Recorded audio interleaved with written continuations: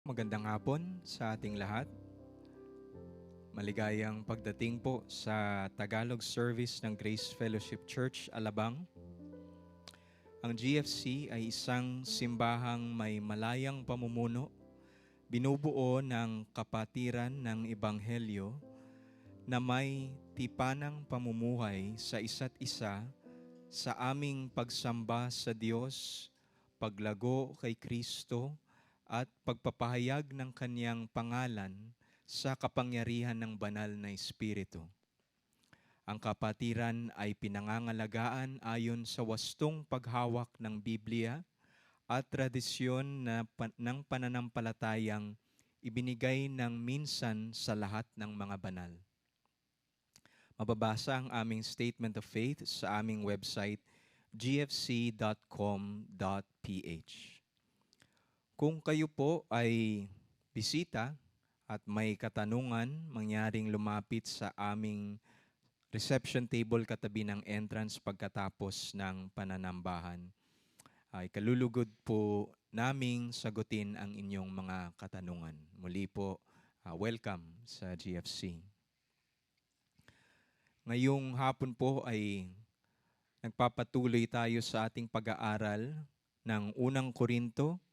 Si Pastor Rafi ay mangangaral mula sa unang Korinto, chapter 15, verses 20 to 28. Hayaan niyo pong basahin ko para sa atin ang question at answer number 26 mula sa Heidelberg Catechism bilang paghahanda sa ating pagsamba sa ating Panginoon. Ang tanong, ano ang pinaniniwalaan mo kapag sinasabi mong sumasampalataya ako sa Diyos amang makapangyarihan sa lahat na lumalang ng langit at lupa? Sagot, na ang walang pasimulat, walang hanggang Ama ng ating Panginoong Hesukristo, na siya ring lumikha mula sa wala ng langit at ng lupa at ang lahat ng naroroon at patuloy na nag-aalay at namamahala ng mga ito sa pamamagitan ng kanyang walang hanggang payo at pagkalinga, ay aking Diyos at Ama, alang-alang kay Kristo na kanyang anak. Sa Kanya ako ay tiwalang lubos, kung kaya't wala akong pag-aalinlangan na ipagkaloob niya sa akin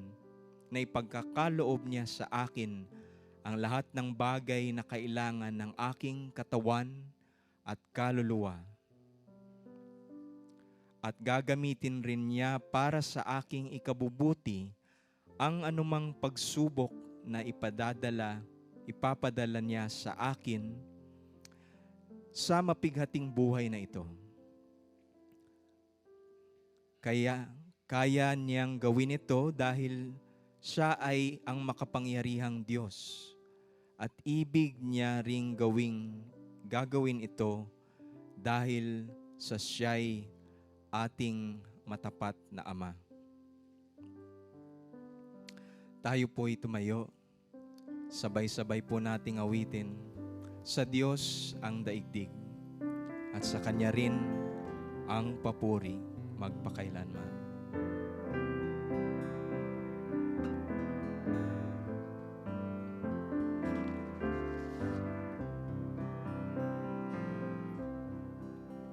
Sa Ama ang daigdig, aking naririnig, sang nilikhay umaawit sa aking paligid. Kanya ang daigdig, aking pananalig, bawat bagay, bawat buhay, likha nga niyang tunay.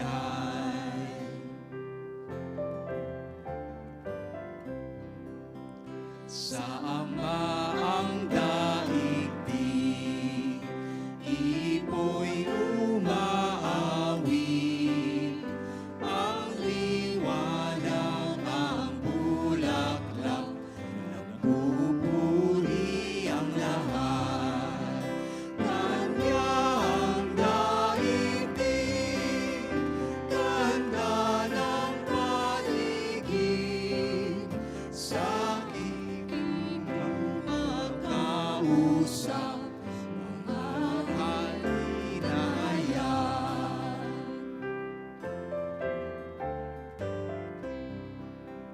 sa Ama ang daigdig, laging isa-isip, kahit kasama'y laganap, Diyos ang hari ng lahat.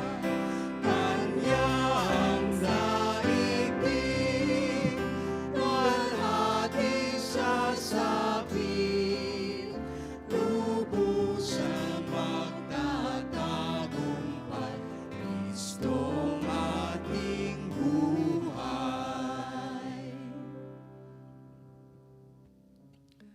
Sa Lucas chapter 1, verses 46 to 55, itinala ni Lucas ang awit ni Maria ng papuri para sa kanyang Diyos at tagapagligtas. Sa atin ay ibinigay ang isang bata, isang sanggol. Siya ang bugtong na anak ng Diyos. Ang kanyang habag ay umabot sa iyo at sa akin at sa mga tao sa lahat ng henerasyon na may takot sa Kanya, sa mga tumatawag sa Kanyang pangalan. Ang Diyos mismo ang nagkatawang tao, nagtagumpay sa tibo ng kamatayan sa pamamagitan ng Kanyang sariling kamatayan sa krus. Banal ang Kanyang pangalan.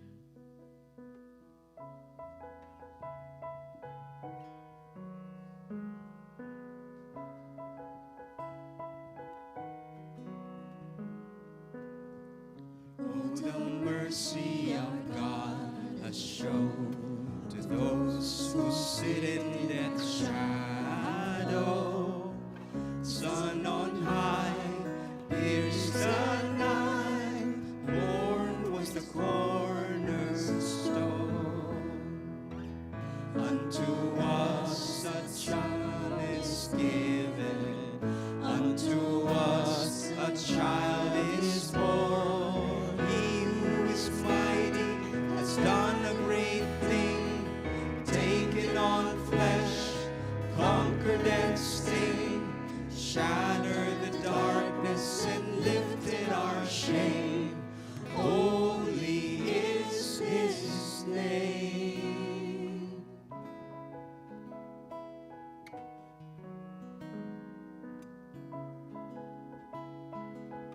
Oh, the freedom. Oh, the freedom our Savior won. The yoke of sin has been broken. Once a slave, now by grace, no more condemnation. Unto us a Son is given, unto us a child is born. Done a great thing, taken on flesh, conquered its sting, shattered the darkness and lifted our shame. Holy is His name. Holy is His name. Now my soul magnifies the Lord. I rejoice.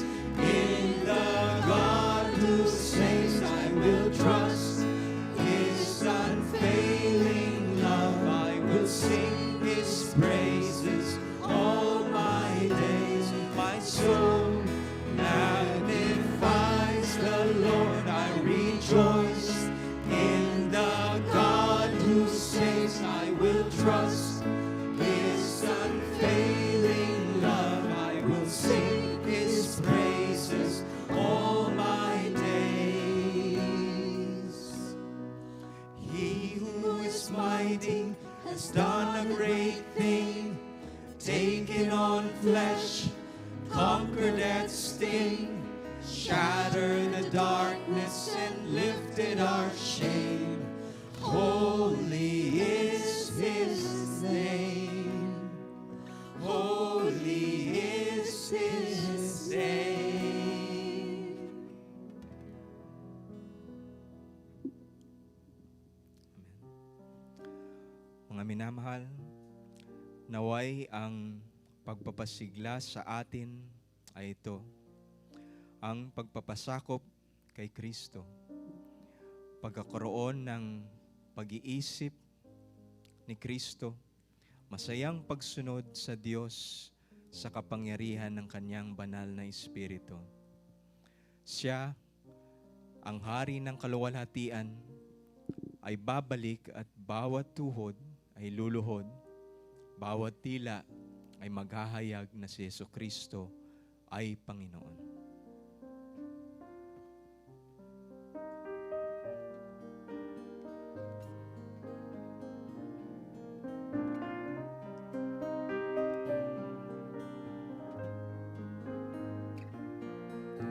Sa ngalan ni Jesus, luluhod lahat, bawat lahit lipi ay maghahayag na si Jesucristo ay Panginoon. Ang dakilang Verbo noon at ngayon.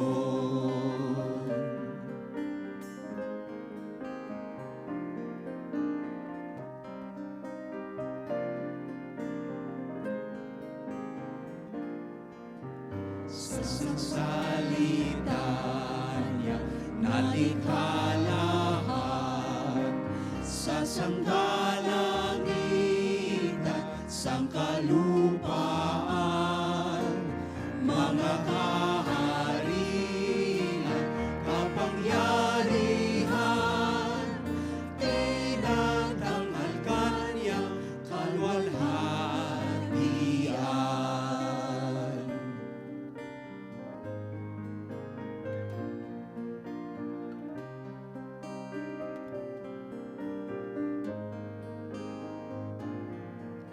Siya'y nagpakababa, langit iniwan, namuhay sa lupa, may kabanalan, dumanas ng dusa, buhay inalay, at sa kamatayan siya'y nagtagumpay.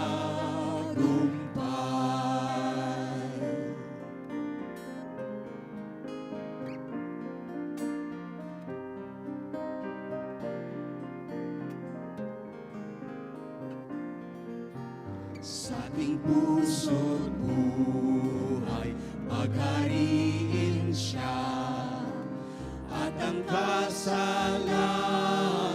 susupilin niya.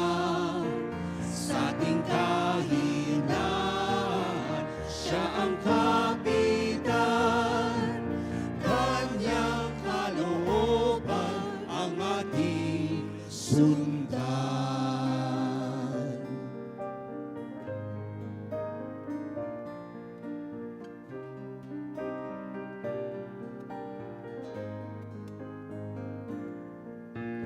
Kapatid, si Jesus babalik muli, buong karangalan siya'y maghahari, ang kapangyarihan, kalwalhatian, sa ating mga puso siya'y papurihan.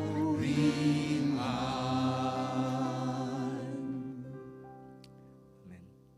Manatili po tayong nakatayo para sa pagbasa ng banal na salita.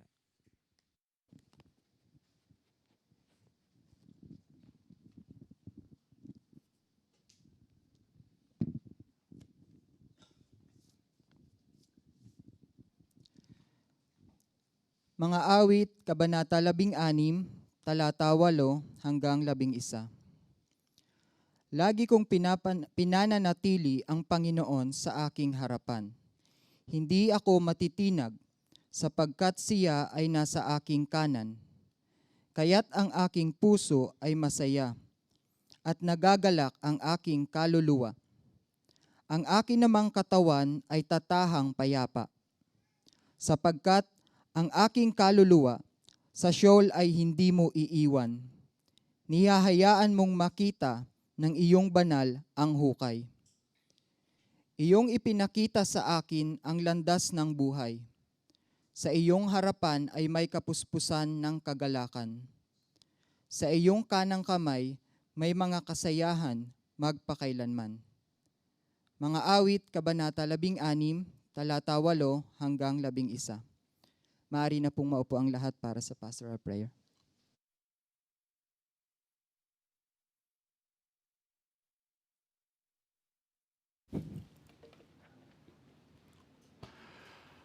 Tayo po ay manalangin. Sa Diyos ng kataas-taasan, sa Diyos na marunong sa lahat, sumasa lahat ng dako, sa Diyos na makapangyarihan sa lahat, banal, Diyos ng pag-ibig, matuwid at makatarungan, hayaan mong ang mga tinawag mo, una sa kaligtasan, sa paglilingkod, ay magpuri, sumamba, at magpasalamat sa iyo. Tanggapin mo, O Diyos, ang aming pagsamba. Tanggapin niyo po ang aming pasasalamat. Salamat, O Diyos, sa isang buong linggo ng pangunguna mo sa amin. Pagsama mo sa amin. Buong linggo kaming nakipaglaban, nakipagpambuno sa iba't ibang mga tukso at hamon. Kung wala ka, hindi kami nagtagumpay. Salamat sa iyong lakas. Salamat sa iyong karunungan. Salamat sa pribilehiyo na kami ay magkatipon dito bilang katawan ni Kristo. Salamat sa iyong makapangyarihang salita na magbibigay liwanag sa aming isip at magbibigay ng tapang sa aming mga kalooban. Panginoon, samahan mo kami, tulungan niyo kaming makaunawa ng iyong mga salita. Tulungan niyo kami na maunawaan namin ang iyong kalooban. Tulungan niyo kami na maipamuhay namin ang mga salita mong ito matapos naming mapakinggan. Nawa, O Diyos, sa pananambahan na ito ay mapuspos ng kagalakan ng bawat isa, mapuspos ng iyong kapangyarihan ng bawat isa, upang kami, O Diyos, ay patuloy na maging kasangkapan mo, maging tagapagdala ng iyong liwanag sa aming paligid na nadidiliman. Panginoon naming Diyos, kung mayroon po kaming bisita dito, ngayon lang siya nakarating dito, nawa, O Diyos, ay makilala niya si Kristo at magkaroon siya ng tunay na Panginoon at tagapagligtas ng kanyang buhay. Sa mga kapatid na naririto na at may katiyakan na ng kaligtasan, nawa ang iyong mga salita ay maging kalakasan namin, maging kaaliwan namin, upang sa aming patuloy na paghayo ay merong kaming malaking kumpiyansa na gawin ang iyong kalooban sa kabila ng maraming mga hamon at suliranin sa buhay. Nawa ang iyong mga salita ay hindi lamang ikagaling ng aming pisikal na katawan, kundi lalo't higit ay ikagaling ng karamdaman naming espiritual. Nawa ang mga salita mo ay siyang patuloy na mag-udyok sa amin upang hingin ang iyong tulong na magsikap kami, lumayo sa tukso, lumayo sa makakasalanang pamumuhay at magsikap na mamuhay, magsanay ayon sa iyong kabanalan. Nawa lalo pa kaming maging malapit sa Diyos, nawa lalo pa kaming maging malapit sa isa't isa. At dalangin ko po, Panginoon Diyos, magkaroon kami ng mas malalim pang pananagutan sa bawat isa, lalo na sa aming magkakapatid. Salamat po, Panginoon. Ipinagkakatiwala ko ang buong kaayusan ng gawaing ito sa pangalan ng aming Panginoong Hesukristo. Amen and amen. Bilang paggalang po sa salita ng Diyos, tayo pong lahat ay tumayo. Babasahin ko po ang unang Korinto, kabanatang 15, mga talatang 20 hanggang 28. Ang salin po ang Biblia Tagalog 2001. Ganito po ang sinasabi. Verse 20. Subalit ngayon, si Kristo ay binuhay mula sa mga patay, na siya ang unang bunga ng mga namatay. Sapagkat yamang sa pamamagitan ng isang tao'y dumating ang kamatayan, sa pamamagitan din ng isang tao'y dumating ang pagkabuhay na muli ng mga patay. Sapagkat kung paanong kay Adan ang lahat ay namatay, gayon din kay Kristo ang lahat ay bubuhayin. Subalit ang bawat isa ay ayon sa kanya-kanyang panahon. Si Kristo ang unang bunga, at pagkatapos ay ang mga kay Kristo sa kanyang pagdating. Pagkatapos ay darating ang wakas, kapag kanyang ibinigay ang kaharian sa Diyos Ama, pagkatapos na lipulin niya ang lahat ng paghahari at lahat ng kapamahalaan at kapangyarihan. Sapagkat siya'y kailangang maghari hanggang mailagay niya ang lahat ng kanyang mga kaaway sa ilalim ng kanyang paa. Ang huling kaaway na lilipulin ay ang kamatayan, sapagkat ipinasakop ng Diyos ang lahat ng mga bagay sa ilalim ng kanyang paa. Subalit kung sinasabi, lahat ng mga bagay ay ipinasakop, maliwanag na hindi siya kabilang na nagpasakop sa lahat ng bagay sa Kanya. Huling talata, subalit kapag ang lahat ng mga bagay ay ipinasakop na sa Kanya, ang anak ay pasasakop din sa Kanya na nagpapasakop ng lahat ng mga bagay sa Kanya upang ang Diyos ay maging lahat sa lahat. Pagpalain nawa ng Diyos ang makapangyarihan niyang salita sa ating puso at isipan, maaari na tayong maupo, mga minamahal kong kapatid, kay Kristo.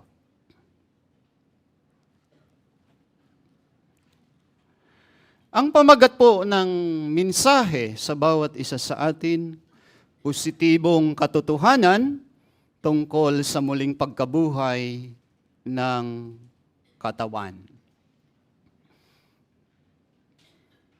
Kung hindi ako nagkakamali, ay nag-break kayo noong Sunday. So babalikan natin yung inyong series. Patuloy nating tinatalakay ang isa sa pangunahing katuruan ng mga mananampalatayang Kristiyano. Ito po ay ang tungkol sa muling pagkabuhay ng mga mananampalatayang Kristiyano na nakaugnay sa muling pagkabuhay ng ating Panginoong Hesukristo. Ang muling pagkabuhay na ito ng mga mananampalatayang Kristiyano ay isang pinal na wawasak sa kamatayan. Naroroon na tayo sa isang positibong paniniwala ni Apostol Pablo tungkol sa muling pagkabuhay ng mga mananampalatayang Kristiyano, partikular sa muling pagkabuhay ng katawan. Opo, positibong paniniwala. Tama po ang narinig ninyo. Pero teka, bakit? Mayroon bang negatibo? Opo, ito yung laman ng naging mensahe na inyong napakinggan doon sa naunang mga talatang 12 hanggang 19. Negatibo, hindi dahil sa hindi pinaniwalaan. Ang totoo pinaniwalaan, subalit hindi sa eksaktong katotohanan ayon sa katuruan ni Hesukristo, kundi mayroong nagpalaganap ng alternatibong katuruan. Mas delikado po yun. kaysa sa mali. At ano yung alternatibong katuruan na yon? Ito ay ang katuruang ipinapalaganap ng mga Griego na kung saan ay naka-impluwensya sa ilang mga Kristiyano sa Korinto nung mga panahon na ito. Kaya nga napatanong si Apostol Pablo sa sulat niya sa verse 12. Ang sabi niya, paanong ang ilan sa inyo ay nagsasabi na walang pagkabuhay na muli ng mga patay? Bakit? Ano ba ang alternatibong paniniwala na ipinalaganap na ito ng mga Griego? Alam ninyo, ang mga Griego ay naniniwala sa immortalidad ng kaluluwa. Subalit hindi sila naniniwala sa muling pagkabuhay ng patay na katawan.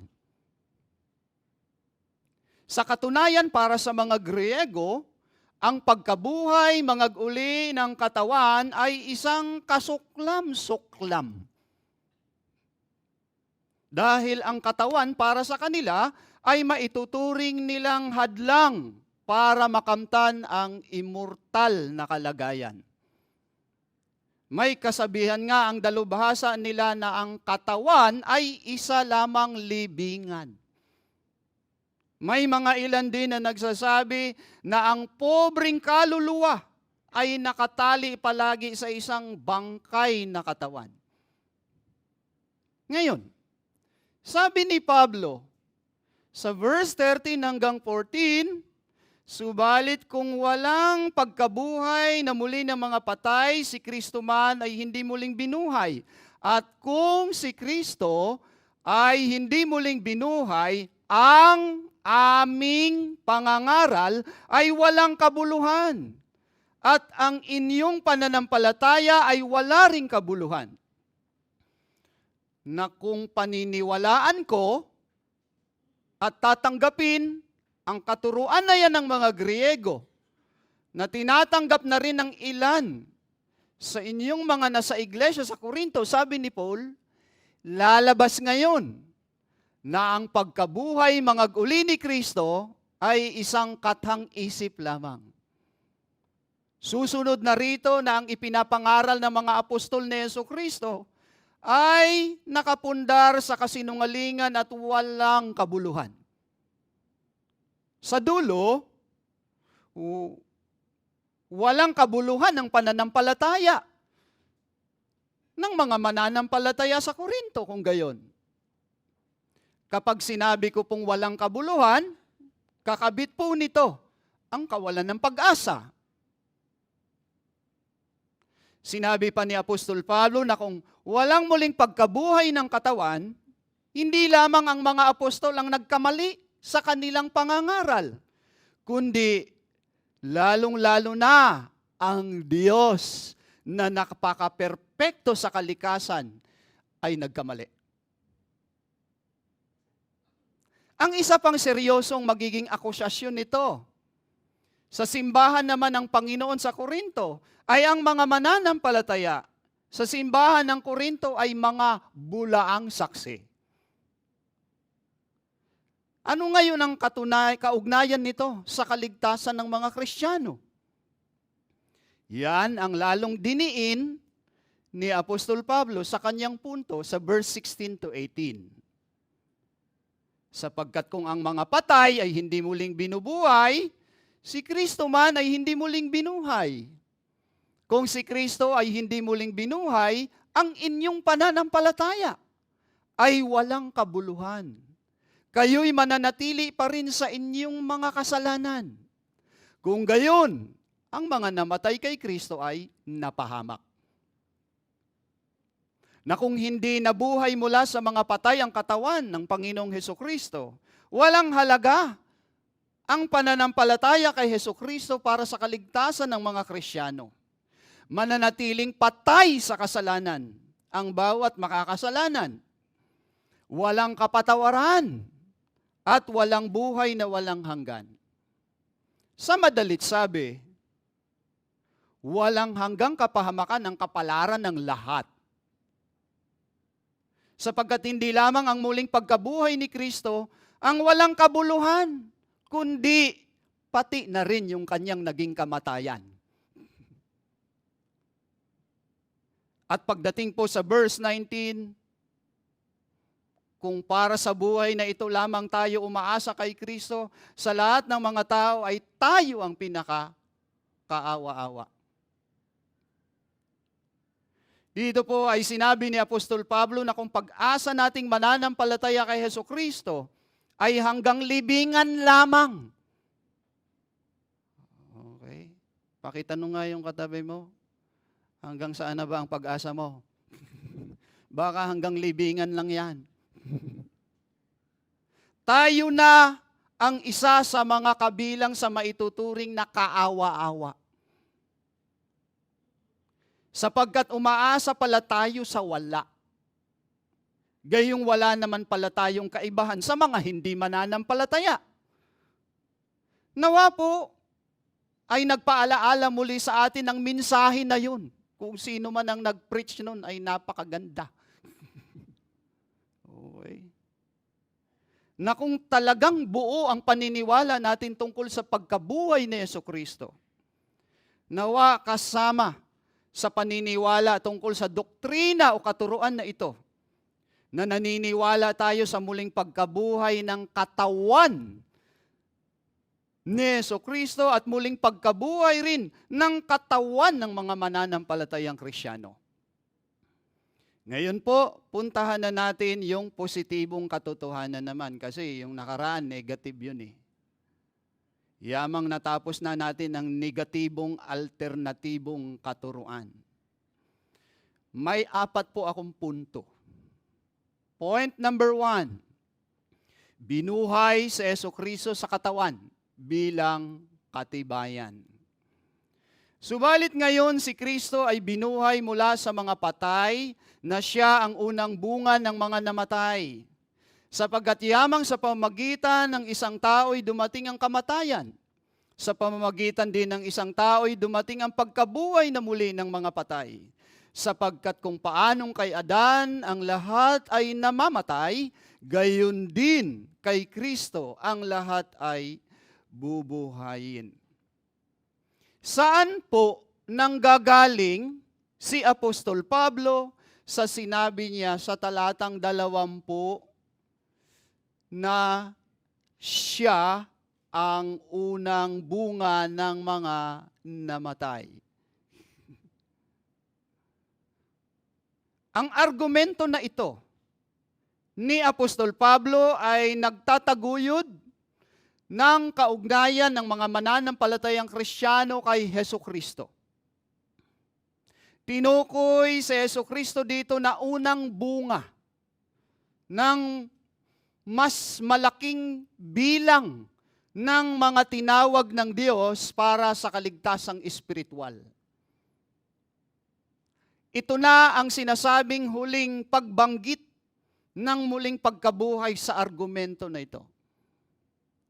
Alam po ninyo, wala nang pinakamahusay na napatunayang katotohanan sa sinaunang kasaysayan, kundi ang sinampalatayanan natin na ang muling pagkabuhay ng Panginoong Hesukristo.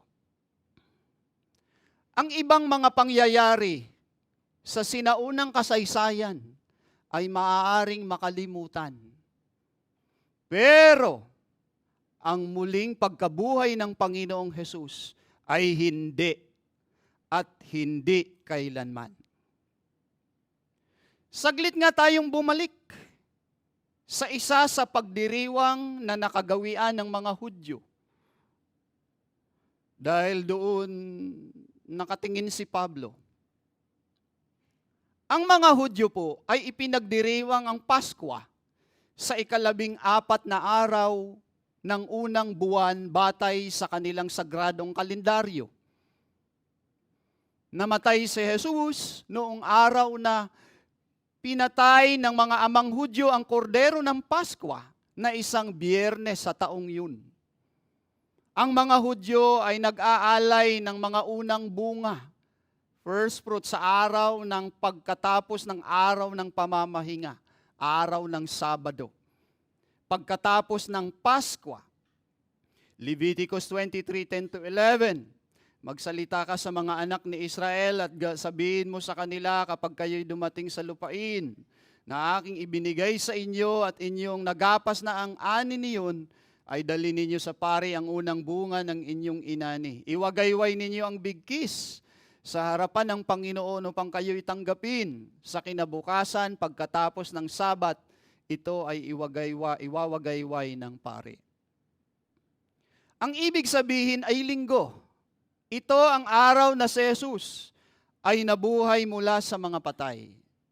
Makalipas ang 50 araw noong Pentecostes, naghandog sila ng isa pang handog na bagong butil na tinatawag din nilang handog ng mga unang bunga. Leviticus 23:15-17. Mula sa kinabukasan, pagkalipas ng Sabat, mula sa araw na inyong dalhin ng bigkis na handog na winawagayway, ay bibilang kayo ng 7 buong linggo.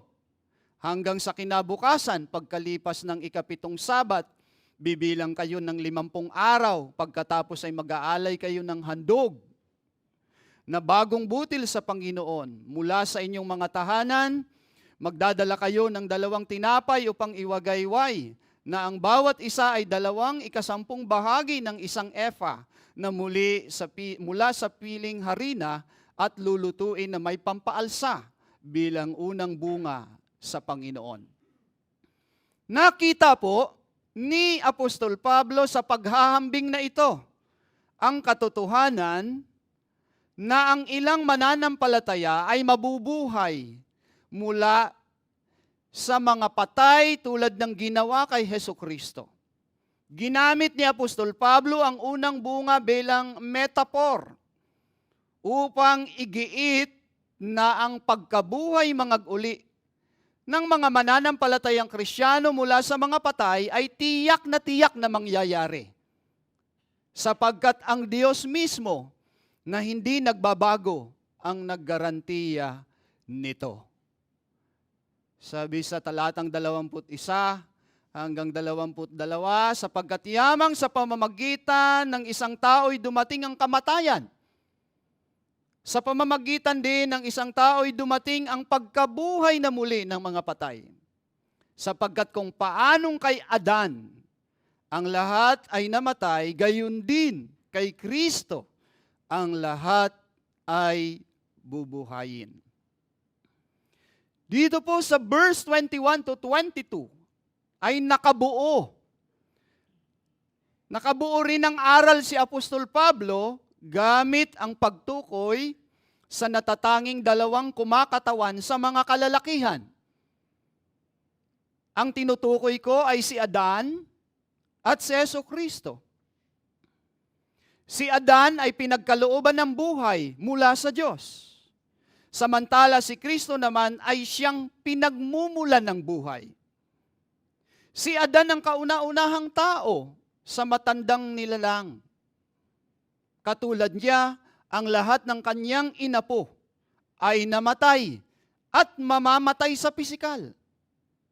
Si Jesucristo naman, ang unang tao sa bagong nilikha. Tulad rin ni Jesucristo, lahat ng kanyang inapo, babae at lalaki, sa pamamagitan ng pananampalataya, mga totoong mananampalatayang Kristiyano ay mabubuhay mangag-uli ang katawan.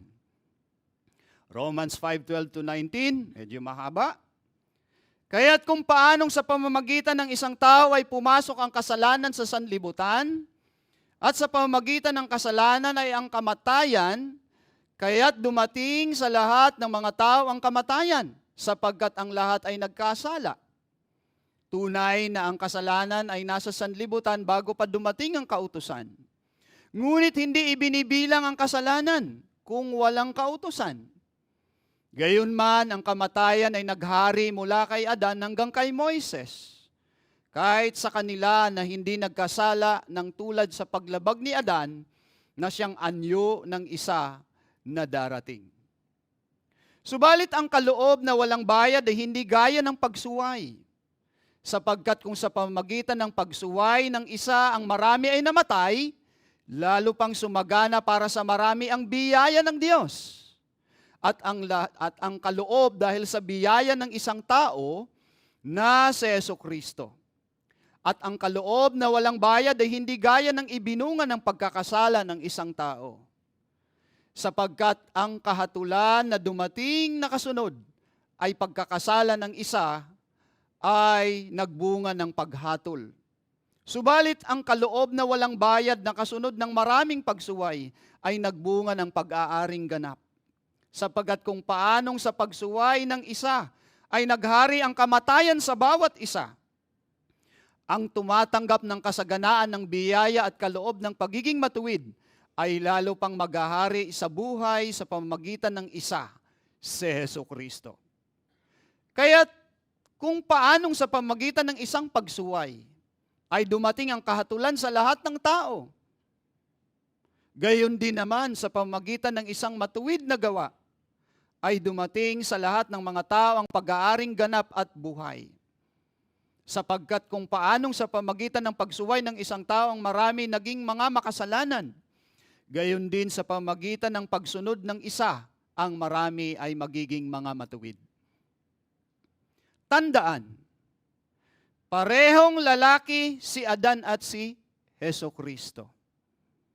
Sa makatwid, ang ating muling pagkabuhay ay magiging isang muling pagkabuhay ng tao, hindi isang espiritual na uri ng muling pagkabuhay.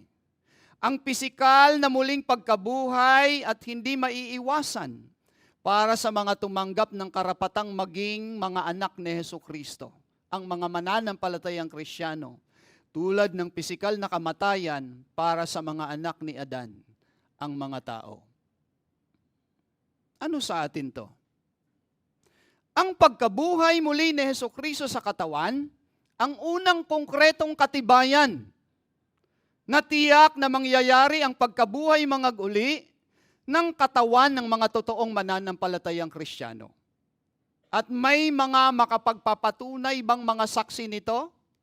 1 Corinthians 15:4-8. At siya'y inilibing, muling binuhay na ikatlong araw ayon sa mga kasulatan. Siya'y nagpakita kay Cephas at pagkatapos ay sa 12.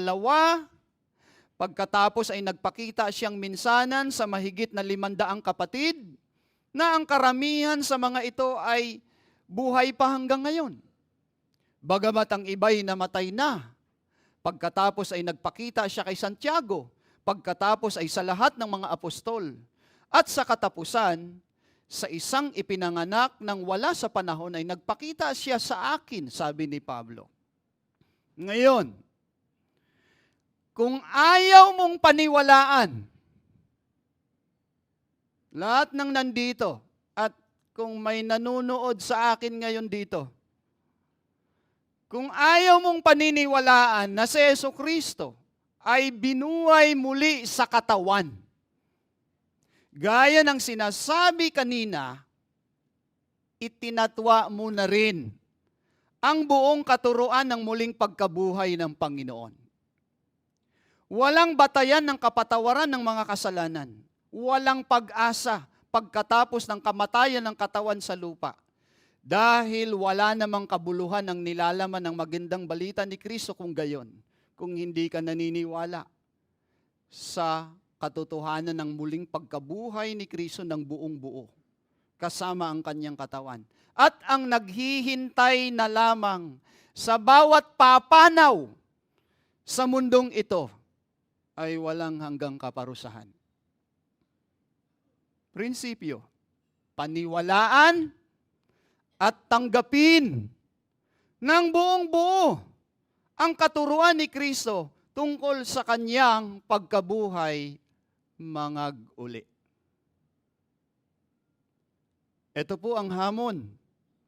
Paano ka inaaliw ng katotohanan tungkol sa buhay sa hinaharap ng Panginoong Hesukristo mismo ang konkretong katibayan ng buong pagkabuhay mangag uli.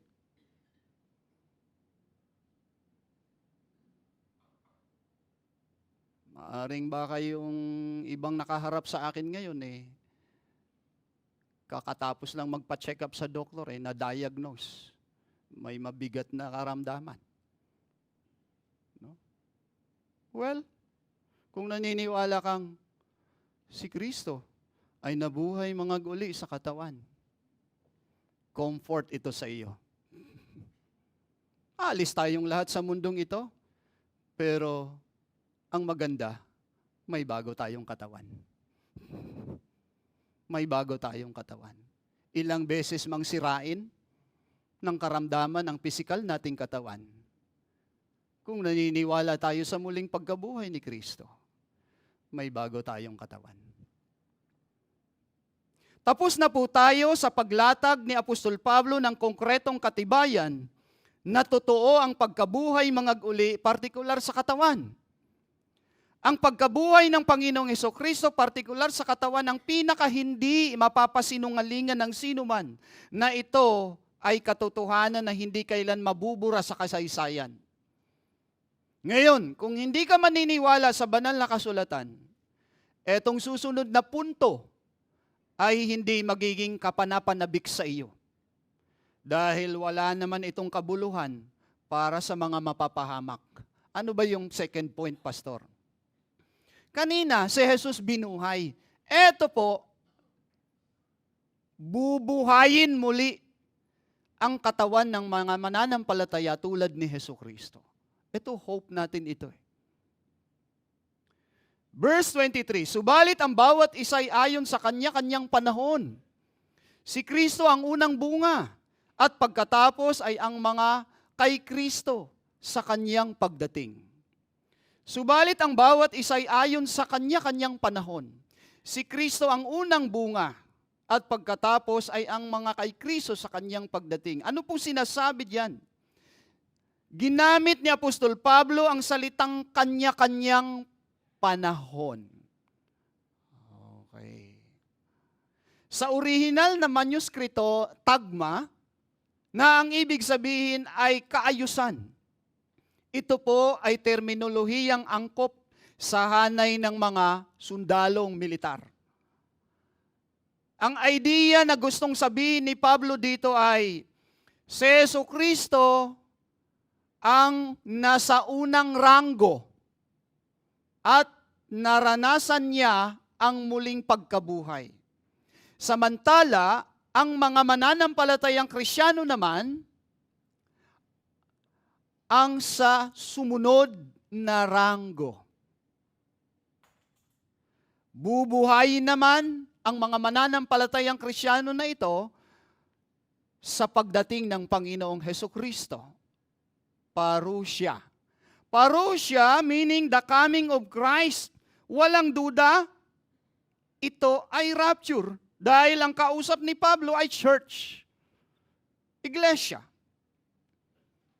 Hindi na pinalawig pa ni Apostol Pablo ang pagpapaliwanag tungkol sa pagbuhay sa mga patay dito, tulad halimbawa ng pagbuhay ng mga banal sa araw ng dakilang kapighatian, at maging sa pagbuhay sa mga hindi mananampalataya. Sapat na ang sinabi ng John 5:25-29 and Revelation chapter 20 na walang itinuturo sa banal na kasulatan na lahat ng tao na namatay ay sabay-sabay nabubuhayin sa muling pagkabuhay. Ang pinakapunto ni Pablo dito ay ang muling pagbuhay ng mga tunay na mananampalatayang Kristiyano ay tiyak na magaganap gaya ng katotohanang naganap na kung saan ang tinutukoy ko ay ang muling pagkabuhay ni Kristo. Tandaan, kung ano ang uri ng muling pagkabuhay ng Panginoong Hesukristo, yun din ang uri ng muling pagkabuhay nating mga mananampalatayang Kristiyano. Ano po sa atin to? Ang tunay na sumampalataya sa pagkabuhay ng Panginoong Hesukristo kasama ang pagkabuhay ng katawan nito ay silang tiyak na makakaranas ng pagkabuhay tulad ng pagkabuhay ng Panginoong Hesus at makakasama niya sa maluwalhating kalagayan sa hinaharap. Ano po ang prinsipyong tinuturo sa atin dito? Manabik na paghandaan ang kaganapan ng pagbuhay ng Diyos sa mga mananampalatayang Kristiyano tulad ng pagbuhay kay Hesukristo. Pakigising nga yung katabi mo. Nananabik ka ba sa katotohanan ito?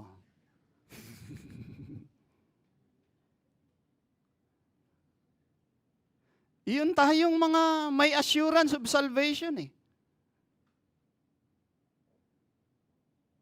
Na mabago na ang katawang ito. Excited na ako eh. Ano kayang itsura ko ulit pag may buhok na ako?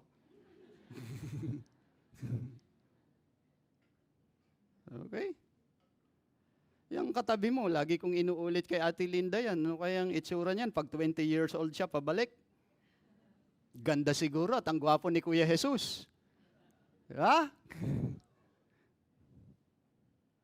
Anong hamon? Sa panong paraan mo pinaghahandaan ng may buong pananabik ang muling pagkabuhay ng Diyos sa atin na mga kabilang sa simbahan ng Panginoong Hesukristo. Dapat excited tayo doon. Lalo na kapag dinadialysis ka. Lord, dumating ka na. Dumating ka na. Ang hirap kaya yung tinuturukan ka. Twice a week. Kinikemo ka.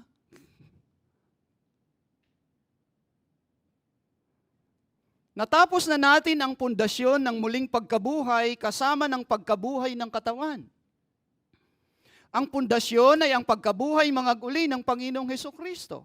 Sumunod ay ang pangakong bubuhayin mangag-uli ng mga tunay na sumampalataya sa pagkabuhay ng Panginoon. Ngayon, ang pagkabuhay ng mangag-uli na ito, una ng Panginoong Hesukristo at sumunod ay ang mga kabilang sa simbahan ng Panginoon, ay hudyat naman ng pagbagsak hanggang sa pinakahuli-hulihang kaaway ng Diyos at ng mga mananampalatayang Kristiyano. Ito po ang ikatlong punto. Kanina, binuhay si Kristo. Yung pangalawa, puno ng pag-asa, bubuhayin ng mga na kay Kristo. Ngayon, babagsak ang kahuli-hulihang kaaway ni Kristo at ng mga Kristiyano. Pagkatapos ay darating ang wakas kapag kanyang ibinigay ang kaharian sa Diyos Ama. Pagkatapos, nalipulin niya ang lahat ng paghahari at lahat ng kapamahalaan at kapangyarihan, sapagkat siya'y kailangang maghari hanggang mailagay niya ang lahat ng mga kaaway sa ilalim ng kanyang paa. Ang huling kaaway na lilipulin ay ang kamatayan. Ano po ang tinutukoy sa verse 24 na wakas? Ano ba ang wakas? Ito po ay tumutukoy sa katapusan ng kasalukuyang langit at lupa sa pananaw ng kung ano ang sinasabi ni Pablo tungkol dito. Darating ito mahigit 1,000 taon pagkatapos ng rapture. Pagkatapos ni Kristo na maghari sa kanyang makalupang milenyo na kaharian. Ibibigay ang kahariang yun sa kanyang Ama. Ang pag-alis na Hesukristo sa lahat ng iba pang pamamahala at lahat ng otoridad at kapangyarihan ay magaganap kapag kanyang nasupil ang mga naghimagsik na babangon laban sa kanya sa katapusan ng milenyo. Pahayag chapter 20 verses 7 to 10. At kung matapos na ang 1,000 taon, si Satanas ay pakakawalan sa kanyang bilangguan at lalabas upang dayain ang mga bansa na nasa 4 na sulok ng lupa, sa Gog at sa Magog upang tipunin sila para sa pakikipagdigma. Ang bilang nila ay gaya ng buhangin sa dagat. Umakyat sila sa malawak na lupa at pinaligiran ang kampo ng mga banal at ang lungsod na minamahal, ngunit bumaba ang apoy mula sa langit at sila'y natupok. At ang diablo na dumaya sa kanila ay inihagi sa lawa ng apoy at asupre, na kinaroroonan din naman ng halimaw at ng bulaang propeta, at sila'y pahihirapan araw at gabi magpakailanman. Matatalo rin niya sa katapus-tapusan ng kamatayan. At mula noon, wala nang mamamatay pa. Wow! Yun yung inaasam natin eh. Pag natalo ang kamatayan, pakisabi sa katabi mo, wala nang mamamatay pa. So ang naligtas ay papasok sa bagong langit at bagong lupa upang tamasayan ang kaligayahan sa piling ng Diyos, magpasawalang hanggan. Habang ang mga hindi sumampalataya naman ay magdurusa ng walang hanggang pagdurusa. Mateo 25:46. At ang mga ito'y mapupunta sa walang hanggang kaparusahan. Mga unbeliever. Ngunit ang mga matuwid ay sa buhay na walang hanggan. Paki-remind ulit ang katabi mo, Kristiyano na ba lahat ang nasa bahay mo? Kaya 2025, magpursige tayo, malapit nang dumating si Kristo. Gusto ba nating maiwan ang mga mahal natin sa buhay? Hindi lamang ito basta posible para kay Apostol Pablo.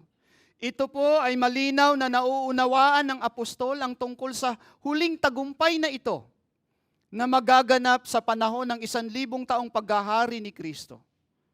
Ngayon, bilang buod, sama rin ang pangunahing katibayan, ang paggamit ni Pablo ng salitang pagkatapos, epeta, o ibig sabihin pagkatapos noon, particularly sa 1 Corinthians chapter 15 verses 20 to 23 to 24, at ang palaugnayan o syntax ng 1 Corinthians 15:24 to 25, at ang paggamit ng Psalms o awit chapter 8 at saka chapter 110 sa 1 Corinthians chapter 15 at maging sa Hebrews chapter 1 and 2.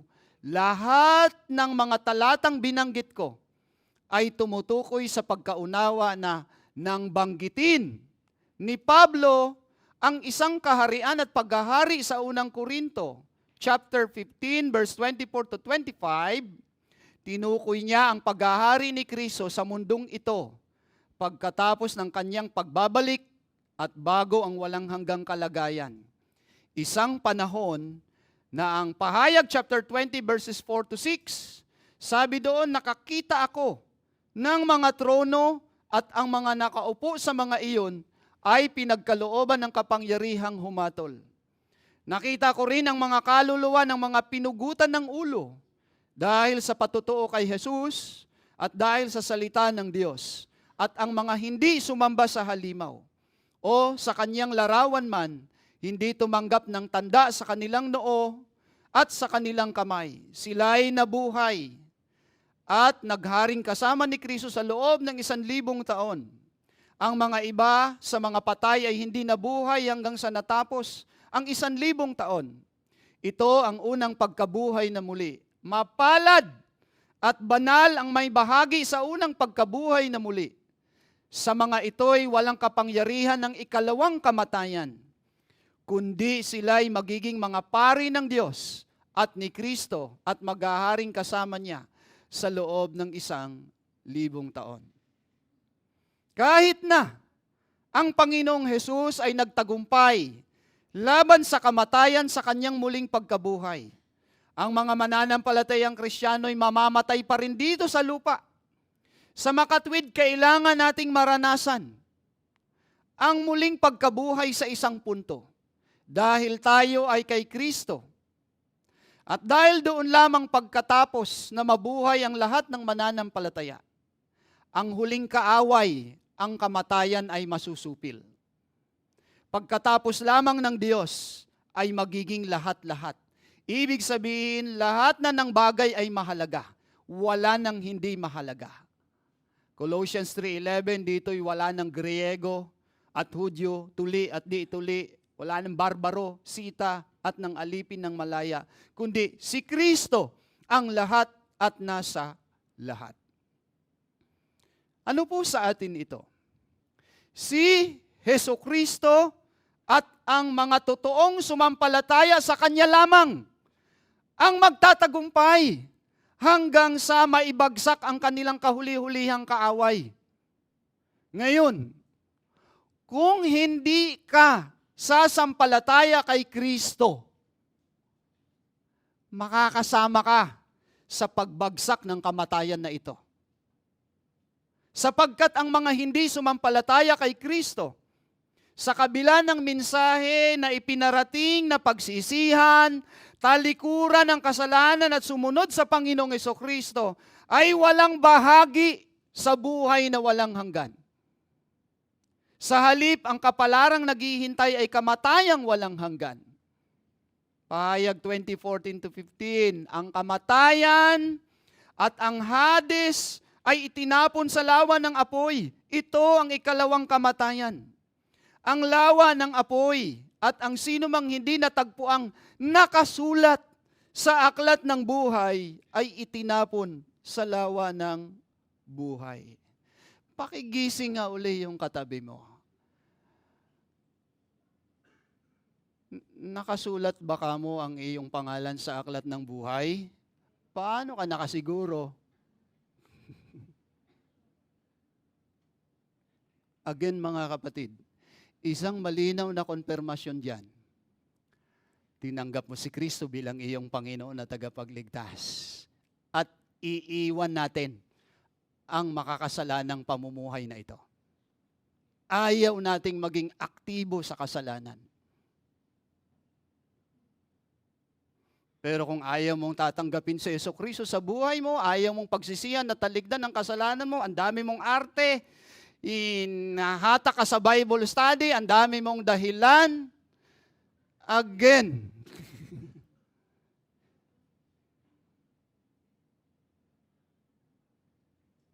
ikaw lang mismo ang nagkonfirma. Di ako nakasulat dyan.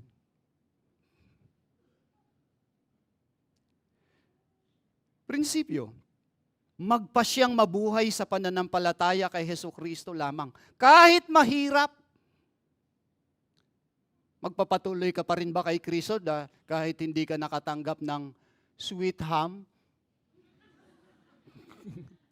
Magpapatuloy ka pa rin ba kay Kristo kahit ang 13th mo sa January pa? Magpapatuloy ka pa rin ba kay Kristo kahit wala kang bonus ngayon?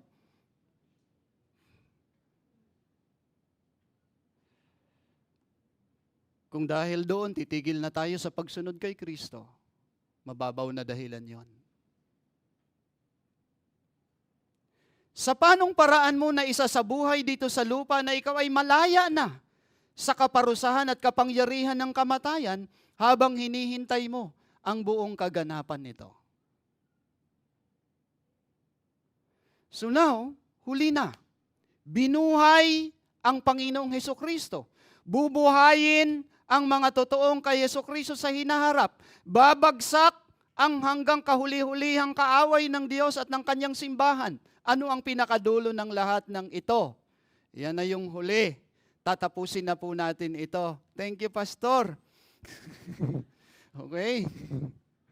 Buong sangkalangitan ay ganap na paghaharian ng Diyos. Mas masarap ho yatang pakinggan at asahan na tayo ay paghaharian ng Diyos sa hinaharap kaysa paghaharian tayo ng demonyo. Sapagkat ipinasakop ng Diyos ang lahat ng mga bagay sa ilalim ng kanyang paa. Subalit kung sinasabi lahat ng mga bagay ay ipinasakop, maliwanag na hindi siya kabilang na nagpasakop sa lahat ng bagay sa kanya. Subalit kapag ang lahat ng mga bagay ay pinasakop na sa kanya, ang anak ay pasasakop din sa kanya na nagpapasakop ng lahat ng mga bagay sa kanya upang ang Diyos ay maging lahat sa lahat. Unahin natin ang verse 27. Sabi doon, ipinasakop ng Diyos ang lahat ng bagay sa ilalim ng kanyang paa. Okay, pauuna ko na naman sa inyo na baka maniwala kayong may paa ang Diyos. Ha? Dito po ay nakita ni Apostol Pablo si Jesucristo bilang isang taong tumupad sa hula na nakasulat sa Psalms chapter 8 verse 7. Simulan natin sa verse 5. Gayunmay, ginawa mo siyang mababa lamang ng kaunti kaysa sa Diyos at pinutungan mo siya ng kaluwalhatian at karangalan. Binigyan mo siya ng kapamahalaan sa mga gawa ng iyong mga kamay. Sa ilalim ng kanyang mga paa ay inilagay mo ang lahat ng mga bagay, lahat ng tupa at baka, gayon din ng mga hayop sa parang. So sa awit na ito, ang tagapamahala sa pananaw ay ang tao, ngunit si Kristo ang magiging tao na babawi para sa sangkatauhan na nawalay lahat dahil sa lumang Adan. Psalms 110 verse 1. Sinabi ng Panginoon, sa aking Panginoon, umupo ka sa aking kanan hanggang sa aking gawing tungtungan ng iyong paa ang iyong mga kaaway. Hindi kasama dito ang Ama na tinutukoy ko. Dito sa verse 27, hindi siya kabilang na nagpasakop sa lahat ng bagay sa Kanya, sapagkat hindi siya mapapasailalim sa pamamahala ng Panginoong Hesukristo. Ang Ama, ang isa na sa wakas ay magpapadala ng lahat ng bagay. Magdadala ng lahat ng bagay sa pagpapasailalim kay Hesukristo. Katotohanan ng sinabi yan sa verse 28. Subalit kapag ang lahat ng mga bagay ay ipinasakop na sa Kanya, ang anak ay pasasakop din sa Kanya. Malinaw ang gustong idiin ni Pablo sa talata na ito ng 28. Ay ang Diyos ang magiging ulo ng lahat ng bagay. Romans 11:36, sapagkat mula sa Kanya at sa pamamagitan niya at para sa Kanya ang lahat ng mga bagay. Sumakanya nawa ang kaluwalhatian magpakailanman. Ito yung tinutukoy na lahat sa lahat. Sa verse 28, ang makalupang milenyo na kaharian ay magwawakas at ang lahat ay magsasama-sama sa walang hanggang kaharian ng Diyos. Sabi sa Isaiah 9:7, ang paglago ng kanyang pamamahala ng kapayapaan ay hindi magwawakas. Sa trono ni David at sa kanyang kaharian upang itatag at upang alalayan ng katarungan at ng katuwiran mula sa panahong ito hanggang sa magpakailanman. Isasagawa ito ng sigasig ng Panginoon ng mga hukbo. Luke 1:33, siya'y maghahari sa sambahayan ni Jacob magpakailanman at hindi magwawakas ang kanyang kaharian. May mga ilang nagsasabi na ang kaharian di umano na tinutukoy dito ni Pablo ay ang kasalukuyang mundo na nasa ilalim ng pagkapanginoon ni Kristo na kanyang ginagamit mula sa langit.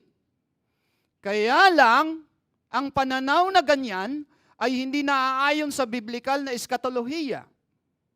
Si Jesucristo ay magiging masunurin sa kanyang Ama magpakailanman, gaya ng kanyang katangian sa mula't mula pa. Iyan ang sentro ng biblikal na bahagi na kung saan ay magpapatunay na walang hanggang halimbawang tungkulin sa pagpapasakop ng anak sa Diyos Ama.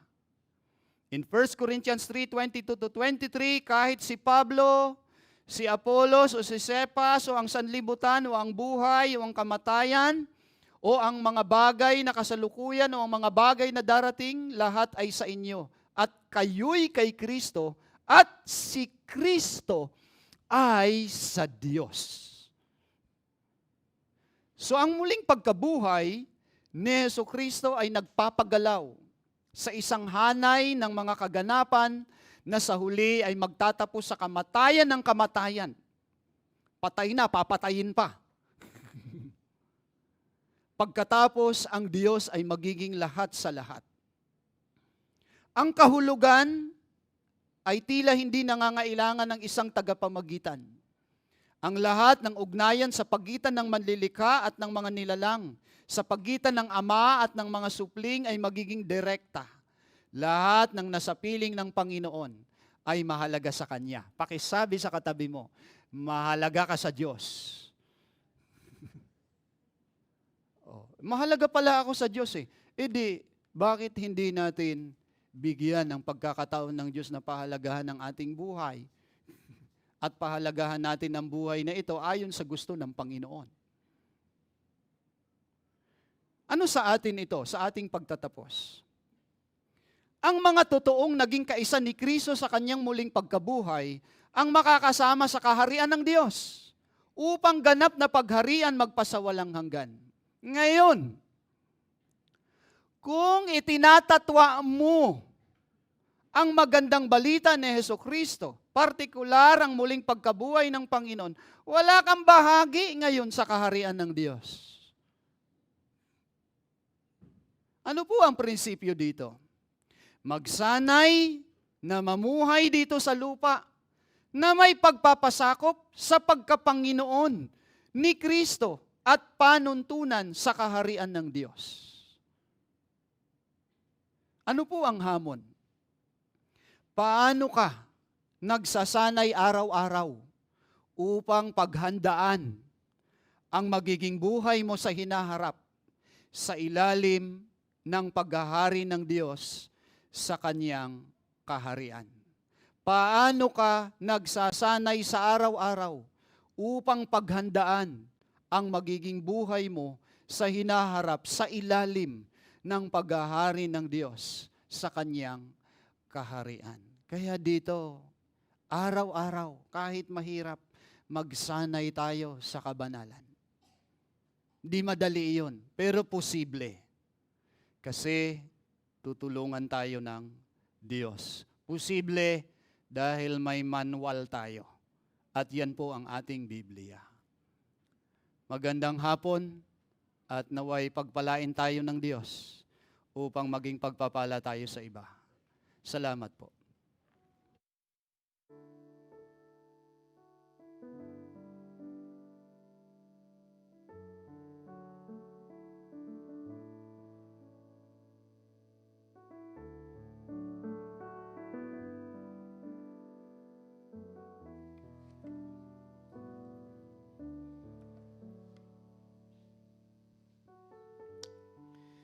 Sa atin pong pagtatapos, tayo po ay umawit bilang tugon sa tiyak at konkretong katibayan ng pisikal na pagkabuhay ni Kristo ang ating Panginoon. Bilang tugon sa muling pagbuhay ng Diyos sa atin na nasa Kanya. Bilang tugon sa lahat ng kamangha-manghang mga gawa ng ating makapangyarihang Diyos. Tayo po ay tumayo, atin pong sabay-sabay na awitin, Kamangha-manghang Hiwaga.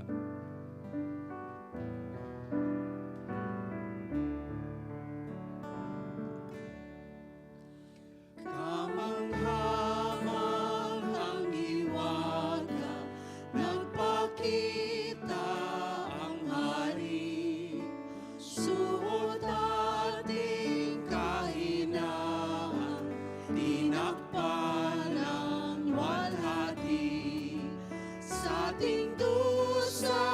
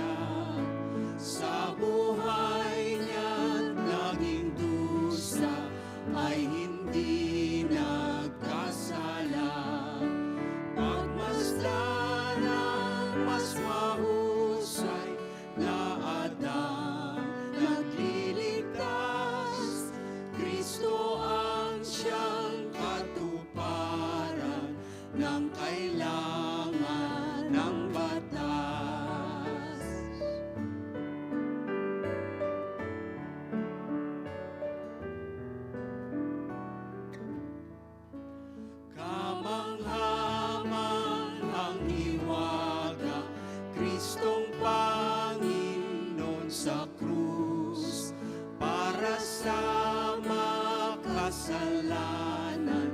Kahalili si Jesus, masdan ating katubusan ang layunin ng Ama na tayo'y luwalhati sa awat pag-ibig niya.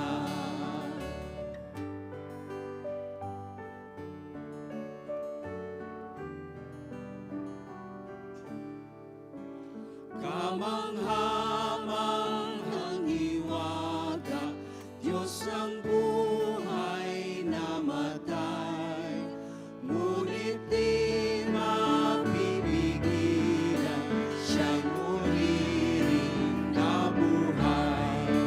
Patikim ng katubusan, pag-asang di masipayo, tayo rin ay bubuhayin sa muling pagparito. Patikim ng katubusan, pag-asang di masipayo, tayo rin ay bubuhayin sa muling pagparito.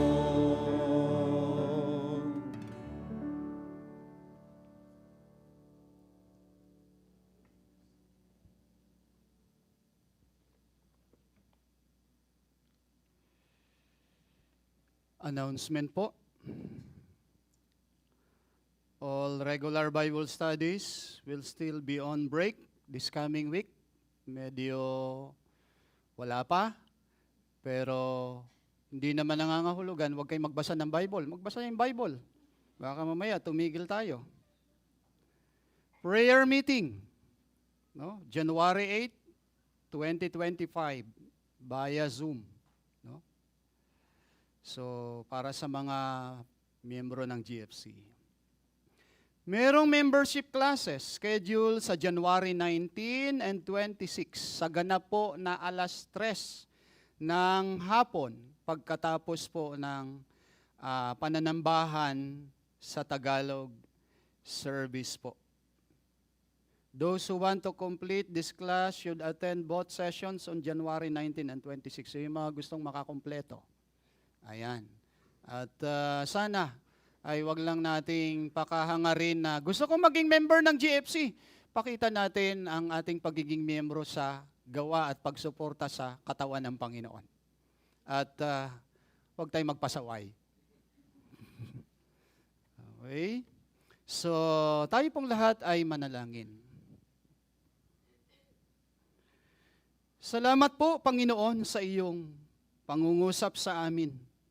Nagbigay ng malaking pag-asa, nagbigay sa amin, Panginoon, ng kaaliwan at kagalakan na ang aming katawang lupa ay lilipas sa mundong ito.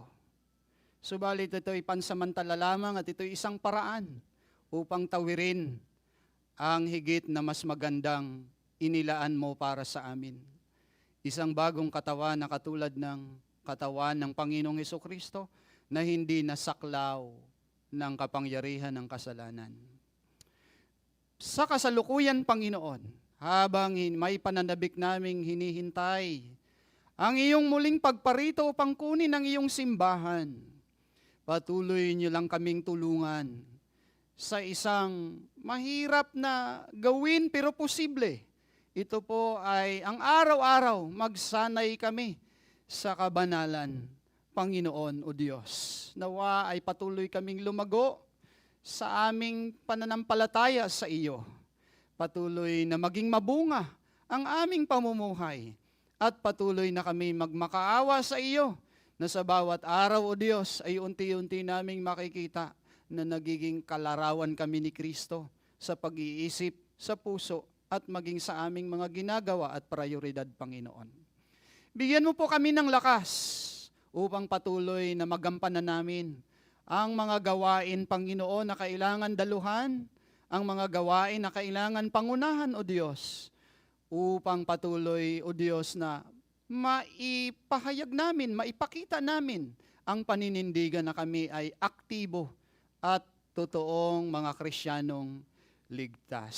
Ano man po ang naghihintay sa amin sa darating na mga araw ng susunod na linggong ito, ay alam namin, alam nyo kung paano iligtas ang inyong pinaging matuwid. Salamat po, naway wag niyong hayaang kami ay maging dahilan ng pagkakasala ng iba. Dalangin ko, Panginoon o Diyos, na ang buhay naming ito, hindi man ganap pa, ay maging kasangkapan mo upang ang mga tao ay makakilala kay Kristo at ang mga taong wala pa kay Kristo ay mailapit namin sa iyo sa pamamagitan ng paggamit mo sa buhay po namin. Marami pong mga tukso, marami pong mga suliranin kaming haharapin sa mga susunod na mga araw. Pero higit ka na dapat naming pagkatiwalaan at tiyak ang aming pagtatagumpay sa iyo. Sa Kanya na makapag-iingat sa inyo upang hindi kayo magkasala at makapaghaharap sa inyo ng walang kapintasan at may malaking kagalakan sa Kanyang kaluwalhatian. Sa isang Diyos na ating tagapagligtas, sa pamagitan ng Jesucristong Panginoon natin, sa Kanya ang kapurihan, karangalan, kadakilaan at kapangyarihan, mula pa noong una, ngayon at magpakailan paman. Amen. Glory be to the Father, and to the Son, and to the Holy Ghost, as it was in the beginning, is now, and ever shall be, worlds without end. Amen. Amen.